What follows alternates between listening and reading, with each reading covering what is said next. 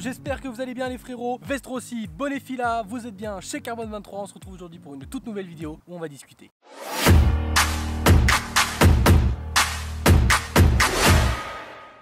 On rentre direct dans le vif du sujet. Aujourd'hui, je vais vous raconter une histoire qui s'est passée il y a un jour exactement. Histoire où j'ai concrètement failli mourir. J'ai vu vraiment la mort de très très près et je suis passé à ça de faire un choc frontal avec une voiture. Je vous le dis tout de suite, si c'est les images chocs qui vous intéressent, il n'y en aura pas. Pour la simple et bonne raison que je ne filmais pas et c'est pour ça que je me permets de raconter l'histoire parce que c'est encore tout frais dans ma mémoire et je pense que ça peut aider certains d'entre vous à ne plus avoir peur à moto, à avoir confiance en soi et à savoir maîtriser sa moto, même avec le stress d'un possible accident. D'ailleurs, pour vous aider, j'ai mis en place une adresse email qui s'appelle vmotard23@gmail.com et non, ce n'est pas une blague, c'est réel, cette adresse email existe réellement. Toutes les personnes qui ont peur de rouler à moto ou qui ont eu un proche qui est décédé dans un accident ou qui sont un peu traumatisés par certaines choses de la vie qui ont fait que la moto leur font peur, j'ai envie de vous aider, donc du coup j'ai mis en place cette adresse email. Vous pouvez m'envoyer votre histoire, votre demande, vos questions et de temps en temps j'essaierai de répondre à vos questions en vidéo, donc j'en prendrai quelques-unes et je vous y répondrai directement comme ça face cam. Je pense que ça peut être vraiment sympa et si ça peut aider certains d'entre vous, jeunes comme moins jeunes, à finalement aimer la moto et à ne plus avoir peur et donc du coup de se dire allez go, je passe le permis, je m'achète une moto et je vais rouler,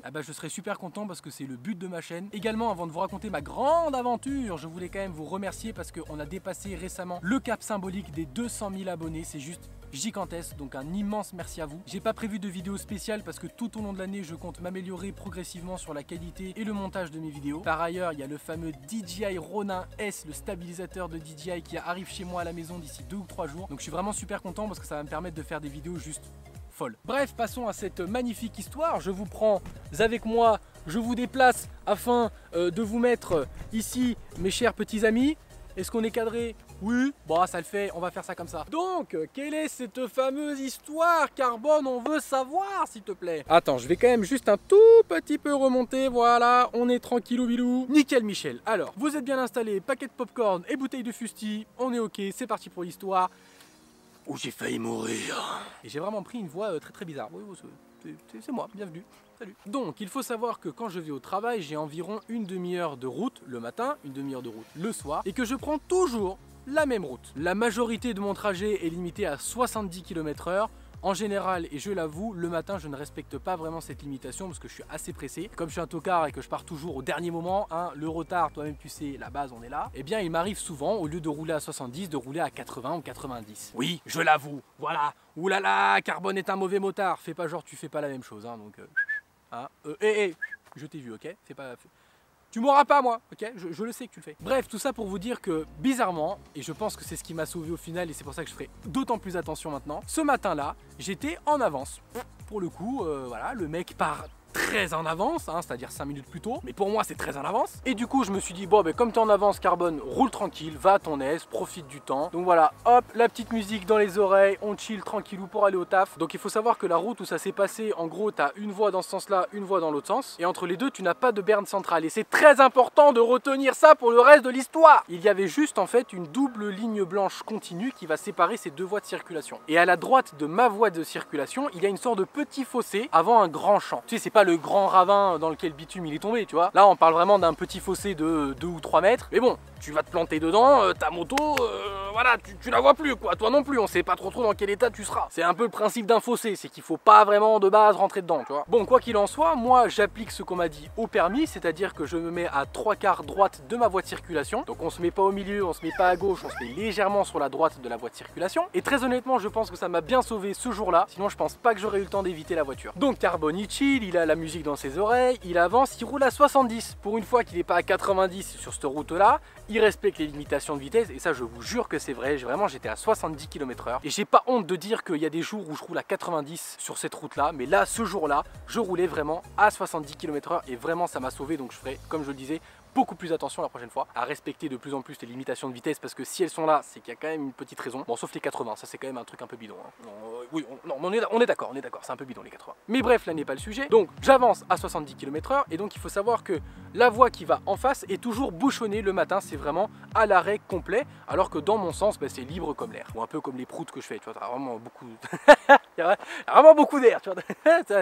efface cette blague, d'accord? Je sais même pas si je vais la mettre au montage, mais on efface cette blague. Comme je le dis, du coup, il y a vraiment aucune voiture. Du coup, on peut vraiment voir très loin si jamais il y en a un qui déboule d'un coup ou des trucs comme ça. Mais là, je n'ai pas eu le temps parce que en gros, il y a un gars, je me rappelle plus exactement le modèle de la voiture, mais je sais juste que c'était une petite citadine, genre une 206 grise. Et en fait, le gars est sorti de la file de bouchons d'un coup et il a accéléré sec, ce qui fait qu'il s'est rapidement retrouvé entre 50 et 70 km/h parce qu'il arrivait vraiment très vite en face de moi. Et quand j'ai vu ça, je me suis dit, merde.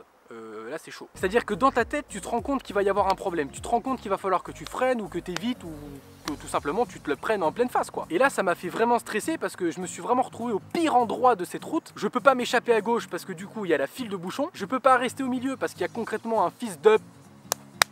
Ça a envie de sortir mais je vais pas le dire, qui est complètement en contresens et je ne peux pas non plus du coup m'échapper à droite parce que j'ai ce fucking fossé de 2-3 mètres de profondeur, donc c'est quand même pas une très bonne idée d'aller se mettre directement dans un cercueil hein. On n'est pas sur une totale efficacité hein, si tu vois ce que je veux dire. Donc Carbone il doit essayer de trouver une solution et rapidement parce que si tu trouves pas une solution rapidement voilà. Et donc du coup à ce moment là j'ai commencé à souffler très fort, je sais pas pourquoi mais dans mon casque ça a fait genre... Et là je sens qu'il y a des gens qui vont photoshopper juste ce moment de la vidéo parce que c'était une imitation très peu qualitative mais très représentative de ce qui s'est réellement passé dans mon casque. Et je ne sais pas pourquoi j'ai soufflé comme ça, mais en tout cas ça m'a aidé à me concentrer et à faire ma manœuvre d'évitement que j'avais appris au permis. On dit souvent que le permis c'est bateau, mais là pour le coup ça m'a vraiment aidé. Et pareil, le fait que je sois à 3/4 droite de la voie de circulation, ça m'a permis de vraiment pas du tout taper son pare-choc. Parce que du coup la solution que j'ai prise, et je pense que c'était la meilleure, parce que je n'en vois pas d'autres en fait au final, c'est que j'ai tapé une petite manœuvre d'évitement où j'ai su assez me déporter à droite pour l'éviter lui, mais me rabattre assez tôt pour ne pas aller dans le fossé. Et concrètement, je pense que je suis passé à ça de sa voiture et à ça du fossé. Genre vraiment, il faut imaginer une planche en bois, comme une poutre, entre cette voiture et le fossé. Et j'avais qu'une chance de passer droit d'un coup. Si je passais pas droit, c'était soit dans son capot, soit dans le fossé. Je sais pas si c'est l'expérience ou la chance qui m'a sauvé, mais en tout cas ça m'a sauvé et ça me convient très bien. Je veux pas savoir comment, mais c'est très bien comme ça. Et en fait, juste après ça, j'ai eu très peur parce que, je sais pas si vous connaissez l'expression, ça m'a refroidi d'un coup. Ah bah là, vraiment, c'était concrètement le cas, c'est que j'ai ressenti tout le poids qui retombait sur moi. Allez, j'étais vraiment froid, j'avais vraiment froid. Et du coup, je me suis arrêté 5 minutes sur le côté parce que je tremblais en fait. Et j'avais vraiment eu peur de la mort, quoi. C'est-à-dire que je suis vraiment passé très près de lui. Genre, j'ai pu voir son visage de près et tout. Bon, je m'en rappelle pas parce qu'avec l'adrénaline, j'avais autre chose à regarder que sa putain de tête de tocard, hein, voilà, concrètement. Mais du coup, ouais, je me suis arrêté et je tremblais parce que je me suis dit, putain, mais t'as vraiment évité la mort, quoi. C'est-à-dire que je vous rappelle qu'aux fiches, on nous apprend qu'un choc frontal à 50 km/h contre une voiture qui va aussi à 50 km/h, c'est équivalent à une chute de, on se rappelle les fiches, allez, 12 étages. Donc je vous fais pas un dessin des fucking chocs à pic que ça aurait pu faire à 70 km/h des deux côtés. Et même si j'ai un airbag et que je suis vraiment full équipé, faire un choc frontal à 70 km/h alors que l'autre arrive aussi à 70 km/h, même 50, allez, peu importe. Le vol plané que tu fais, mon frère, on va t'appeler Airbus A380 à la fin de ton accident. C'est Air Carbone 23, tellement tu voles loin, mon gars, c'est impressionnant. Et je te parle même pas de l'atterrissage, mon gars, tu vas t'écraser comme une petite crêpe, tu vois, c'est... Tac! Soit tu te réveilles et t'as de la chance et t'es à l'hôpital, soit tu te réveilles pas et là t'as pas de chance du tout. Et honnêtement, même avec tout cet équipement, je pense que si je me l'étais pris de plein fouet, il y aurait pas eu de vidéo en 2019. Voilà. Bref, sa manœuvre de base était débile, c'était dangereux. Il a même pas fait attention s'il y avait quelqu'un en face. Si c'était une voiture, c'était le frontal assuré. Et je me suis dit, mais attends, t'imagines, j'étais un peu distrait, je l'aurais vu une demi-seconde plus tard. Mais d'office, j'étais dedans, les gens. Je vous dis, franchement, j'ai juste eu le temps de passer à 1 cm de lui, 2 cm du fossé et de m'arrêter quelques mètres plus loin pour reprendre mes esprits. Le message que je veux faire passer par là en vous racontant cette histoire, c'est de vous équiper tout le temps. Tu sais jamais ce qui peut arriver. Un équipement, ça va peut-être pas te sauver la vie, mais en tout cas, ça va limiter les dégâts. Et d'une blessure très grave, tu peux passer à une blessure légère, ou pire, d'une mort, tu peux passer à une blessure grave. Bref, ça va limiter les dégâts et ça te donne plus de chances de survie en cas de gros accident comme ça. Alors heureusement, comme je vous le dis, j'ai rien, j'ai pas d'accident, je suis juste un petit peu choqué, on va pas se cacher, hein. Pendant toute la journée, j'ai pensé à plein de trucs au niveau de la moto, au niveau de ma vie et tout. Je me suis dit, waouh, t'as quand même failli crever ce matin. Et j'aime trop la moto, je peux pas arrêter la moto sur la route, je serai juste encore plus vigilant qu'avant, encore plus anticipatif, je roulerai encore plus défensivement, j'irai encore plus sur piste pour me perfectionner. Et je vous invite vraiment à faire de même parce que en moto, je l'ai dit, on est vraiment des usagers faibles. Il faut s'équiper tout le temps,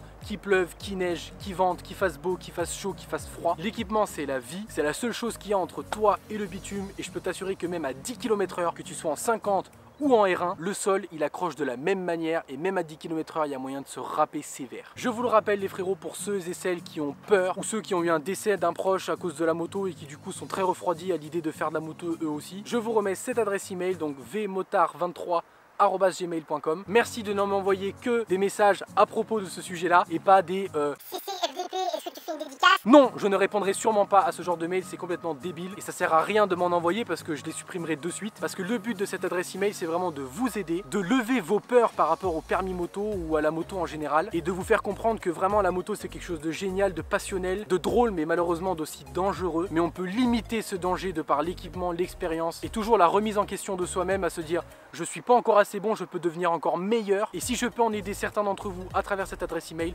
c'est le but de ma chaîne. Donc ça ne fera que de faire la continuité de cette chaîne exceptionnelle et démentielle qu'est la chaîne Carbone 23 les frérots, je vous kiffe. J'espère que cette vidéo vous aura plu, que ça vous aura fait prendre conscience que l'équipement c'est la vie bordel, putain, achetez-vous un équipement. D'ailleurs vous avez moins 10% en Speedway Aix-en-Provence, je dis ça, je dis rien. Bref, aussitôt dit, aussitôt fait, je vous souhaite à tous et à toutes une merveilleuse année 2019, même si je l'ai déjà dit, on se redit, on est encore en janvier, on a le droit. Tant qu'on est en janvier, on a le droit de dire bonne année. Voilà, c'est comme ça, c'est la règle. Équipez-vous à moto et n'oubliez pas, ride safe. Peace.